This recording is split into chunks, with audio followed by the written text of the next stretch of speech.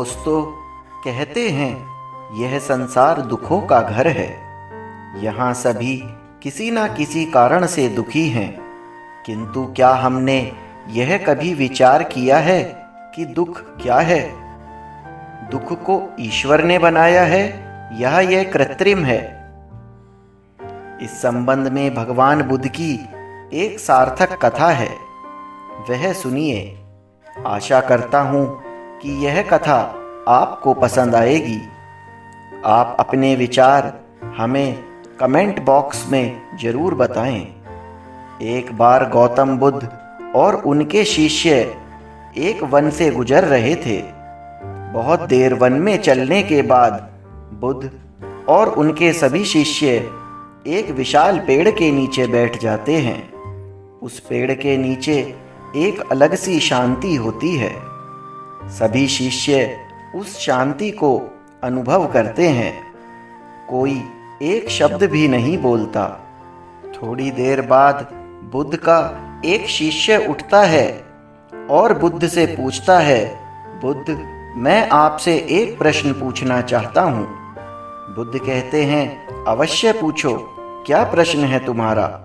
वह पूछता है, बुद्ध, मैंने आपको कभी दुखी नहीं देखा। आपके चेहरे पर हर समय एक अलग ही मुस्कुराहट रहती है, जो हमें भीतर तक आनंद से भर देती है।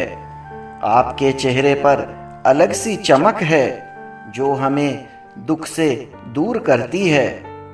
पर मैं यह जानना चाहता हूँ कि मेरे भिक्षु बनने से पहले मेरे जीवन में बहुत सारा दुख था, जिसके कारण मैं भिक्षु बना।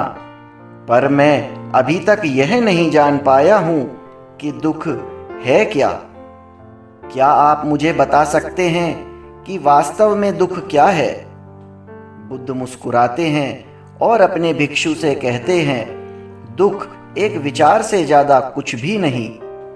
सभी लोग यह बात सुनकर चौंकते हैं और उनके मन में दुख के कारण को जानने की जिज्ञासा उत्पन्न होती है और वे बुद्ध से पूछते हैं।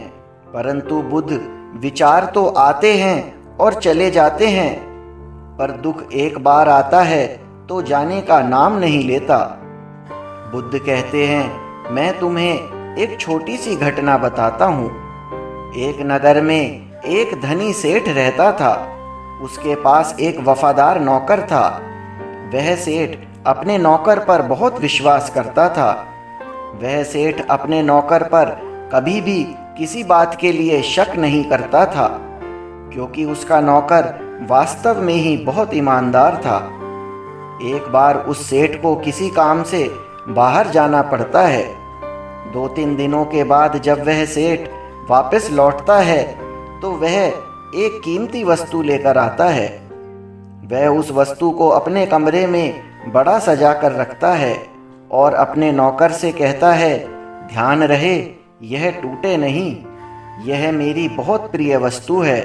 नौकर कहता है, मालिक, मैं पूरा ध्यान रखूंगा, आप चिंता ना करें। अगले ही दिन वह नौकर पूरे घर की सफाई कर रहा होता है। सफाई करते करते वह सेठ की उस कीमती चीज के पास पहुंचता है और उसकी भी सफाई करने लगता है।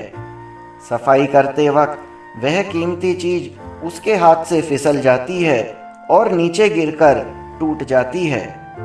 सेठ को यह बात पता चलती है तो वह नौकर के पास आता है और उसे खूब डांटता धमकाता है, परंतु वह ना तो उस नौकर को नौकरी से निकाल सकता है और ना ही उसे पीट सकता है। इसलिए वह डांट धमकाकर उसे छोड़ देता है। सेठ अपनी उस कीमती चीज के बारे में सोच सोच कर बहुत दुखी होता रहता है। रात होती है और सेठ अपने कमरे में लेट जाता है, परंतु सेठ को नींद नहीं आती। वह बहुत बेचैन होता है। बेचैनी के कारण सेठ अपने कमरे से बाहर निकलता है और देखता है कि उसका नौकर निश्चिंतता के साथ खर्राटे लेकर सो रहा है। यह देखकर सेठ और क्रोधित हो जाता है। सेठ सोचता है, इसने मेरी इतनी कीमती चीज तोड़ दी, किंतु इसे बिल्कुल भी चिंता नहीं और मुझे यहाँ नींद भी नहीं आ रही है और यह आराम से सो रहा है। पर सेठ कुछ नहीं कर पाता और अपने कमरे में वापस चला जाता है। अगले दिन सुबह सेठ सोचता है कि मैं इस समस्या से कैसे निकलूं।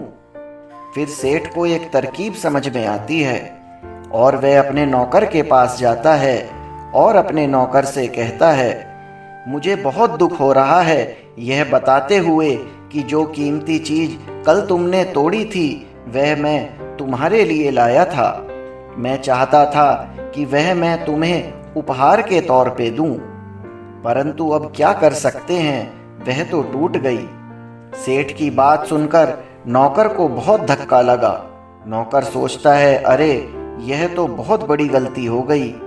वह इतनी कीमती और महंगी चीज मेरे लिए थी और वह मुझसे ही टूट गई। फिर क्या, उस नौकर के मन में बेचैनी पैदा हो जाती है, दुख पैदा हो जाता है।